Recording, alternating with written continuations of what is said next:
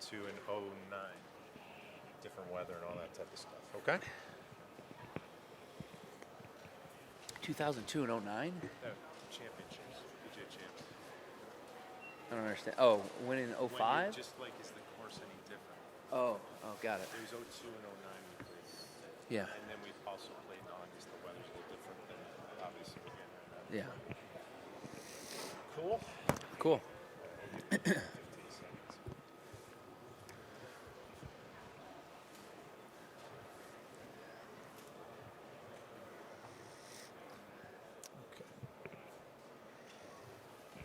Good morning, everyone.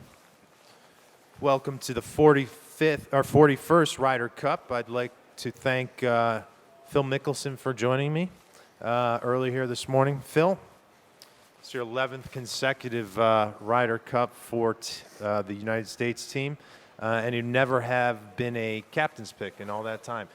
Maybe could you reflect upon that streak and what you've seen and experienced? Yeah, it's been 22 years of qualifying for the team, and it's become some of my favorite weeks. These weeks mean a lot to me, and I'm very proud of the streak to have been a part of this team for the last 22 years and never required a captain's pick. It's been something special. So I'm going to ask you now about Hazeltine and what you've experienced out there the last day and a half.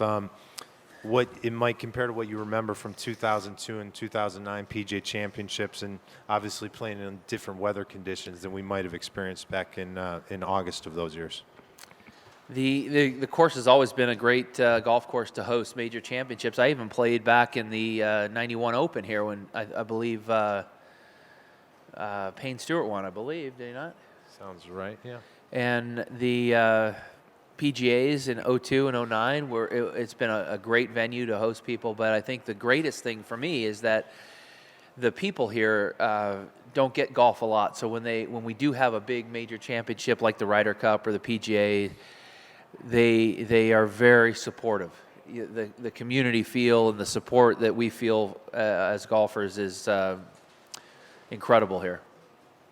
Okay, let's hit the floor here running. Perhaps over on the right, number one. Phil, over all the years, what type of advice have you given to rookies and what they can expect come Friday, Saturday, and Sunday? Steve, these weeks are so much fun, and it is a little bit surprising to every one of us in our first Ryder Cup, the pressure that we feel and the anxiety and yet the anticipation and excitement that we feel going to the first tee for the first time. And there's nothing you can really say. You just want them to enjoy it and enjoy the challenge of it and appreciate being a part of it. Number two right here. Hi, Phil. Davis mentioned yesterday that you and Tiger are his leaders. Has it been fun working with Tiger in his new assistant captain's role? It's been great. The last few weeks we've been talking on the phone multiple times a day. It's been really exciting for us because we've been on so many teams for so many years, and to have this much input and involvement in the process, the way Davis has implemented everybody's input, the way he's brought everybody together and their ideas has been truly an inclusive process, and it's been fun for Tiger and I to be a part of something like that. Doug, number one. Phil, if you look at your performance, there's been some remarkable weeks, whether it was Troon or Pebble or Memphis, whatever, and some fairly ordinary weeks. I'm just curious, based on that great campaign about you years ago, what will Phil do next? Do you even know yourself sometimes? About how I'll play?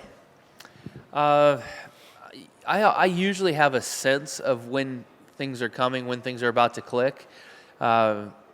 You can tell from the ball striking when it gets easy. You can tell from putting when it gets easy. You just kind of know when you're going to have good weeks or not. And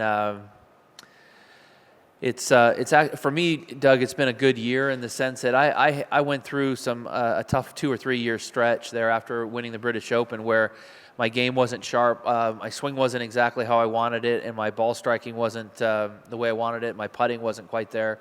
And this last year, although it's taken me a little bit longer to piece everything together and get it back on track with the help of Andrew Getson, I've been really excited about where my game has been headed, and it seems to, although there's highs and lows as we go, it seems to be on a steady uptick throughout the year, and I feel like my game is getting better and better.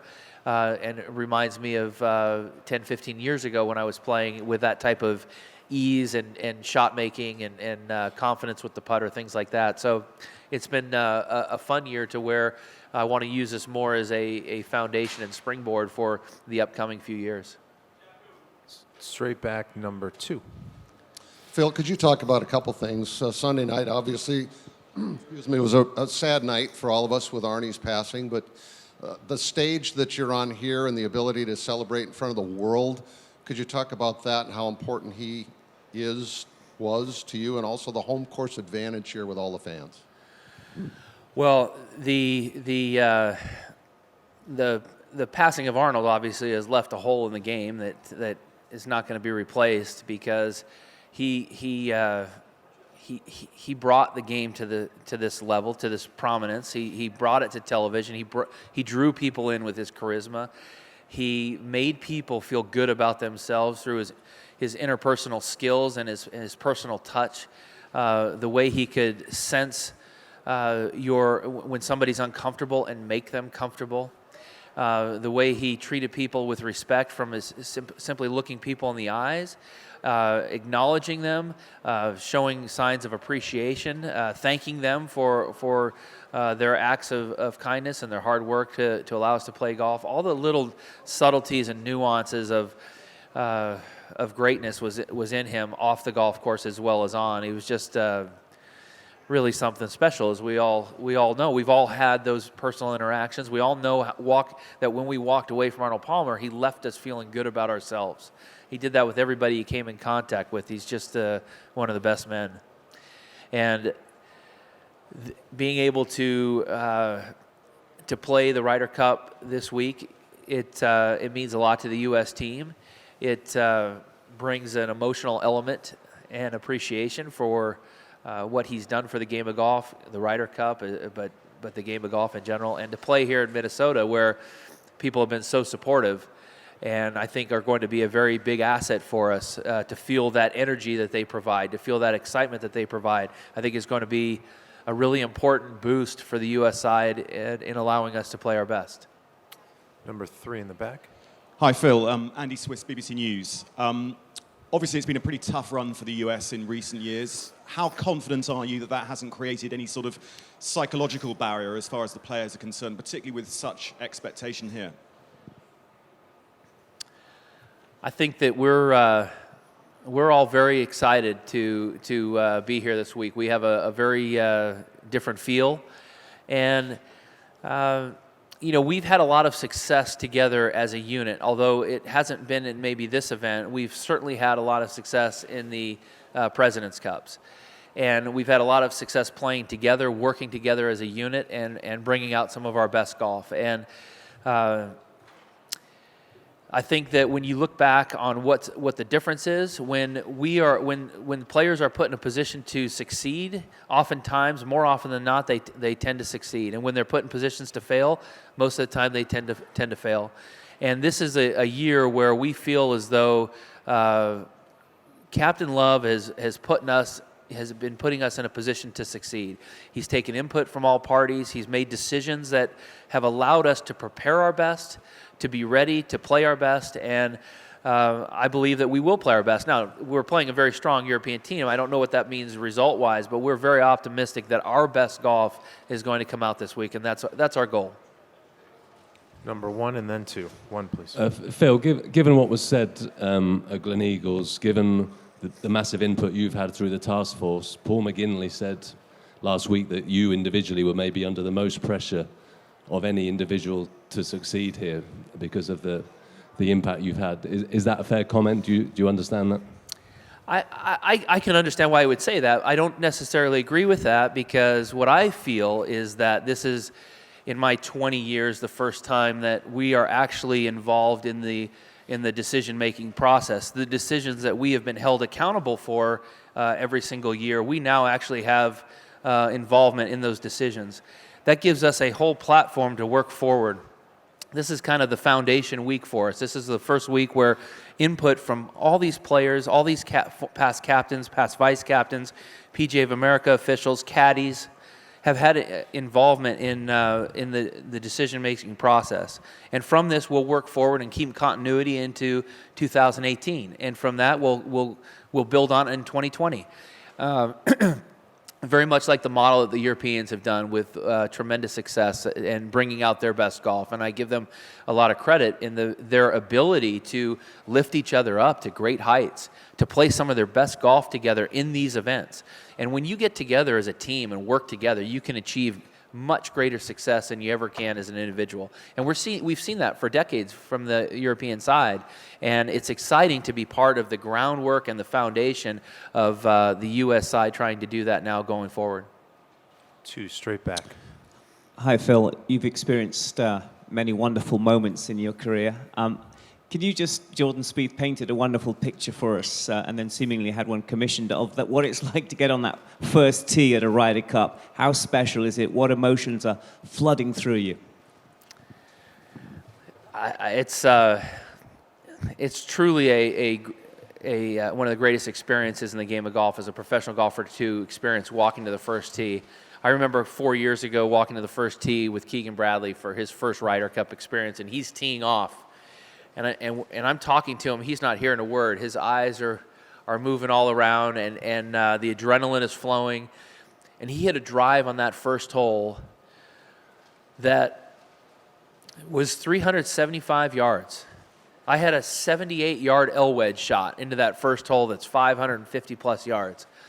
And that type of adrenaline rush and excitement, you can't recreate it other than in a Ryder Cup. Number 1, please. Over here, Phil. You've played for 10 of them. How much of a difference does a captain make? Unbelievable. It all starts with the captain. I mean, that's the guy that has to bring together 12 strong individuals and bring out their best and allow them and put them on a platform to play their best. I mean, that's the whole foundation of the team. And you're saying, I understand that, and I hear, well, guys just need to play better or they just need to putt better. Absolutely, you do. But you play how you prepare. And in major championships, when we win or play well in majors, it's because we prepared properly for those events. And that allowed us to bring out our best golf. And in a Ryder Cup, you have to prepare properly for the event. Now, you're looking. I see these looks like. What are you talking about? Let me give you an example, if I may. You may. 12 years ago, okay, in 04, Tiger and I were paired together, and we ended up not playing well. And was that the problem? I mean, maybe, but we were told 2 days before that we were playing together, and that gave us no time to work together and prepare. He found out the year before when we played at the President's Cup in 03 that the golf ball I was playing was not going to work for him. He plays a very high spin ball, I play a very low spin ball, and we had to come up in 2 days with a solution. So I grabbed my couple dozen of his balls, I went off to the side and tried to learn his golf ball in a 4 or 5 hour session out on a kind of an isolated one of the other holes out there, trying to find out how far the ball goes. And it forced me to stop my preparation for the tournament, to stop chipping and stop putting and stop sharpening my game and stop learning the golf course in an effort to crash course and learn a whole different golf ball that we were going to be playing. And in the history of my career, I have never ball tested 2 days prior to a major. I've never done it. It doesn't allow me to play my best. What allows me to play my best is to learn the course, sharpen my touch on the greens, sharpen my chipping out of the rough and ball striking and so forth. Instead, I'm taking 4 or 5 hours and I'm out trying to learn another ball to allow us to play our best.